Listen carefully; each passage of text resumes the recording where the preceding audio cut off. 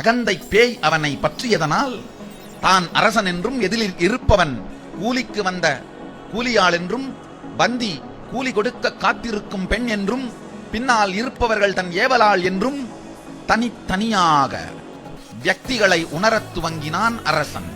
2 வினாடி தன்னையே இழந்து இருந்த சிவஞான போதத்தின் சக்தியினால் சற்றே குழம்பித்தான் போய், யார் நீ என்று கேட்டான்.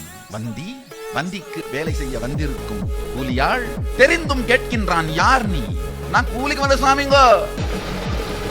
உன் பரிவட்டத்தின் அழகை பார்த்தால், தலைப்பாகையின் அழகை பார்த்தால் கூலிக்கு வந்தவனைப் போல் தெரியவில்லையே. நீ யாரு சாமி? என்னைய பத்தி விசாரிக்கிற, நீ யாருன்னு சொல்லவே இல்லையே. நாம் பாண்டி நாட்டு அரசன். அரசனா? வந்தது நரியா பரியா தெரியாம கூலி கொடுத்து அமிச்சானே, அது நீதானா? போதும் இந்த விளையாட்டு, யார் என்று சொல். கண்ணாளன் மனம் கடிந்தான். 1000 தான் இருந்தாலும் நான் ஆண்ட ஆசனத்தில் அமர்ந்திருக்கும் என் பேரப்பிள்ளை அல்லவா பாண்டிய நாட்டு அரசன். நம்ம தொழிலே கூலிதான் சாமி. யாரு கொடுத்தாலும் போவேன், எதை கொடுத்தாலும் திம்பேன். பரிபாஷையில் பரமன் உரையாற்றுகின்றான்.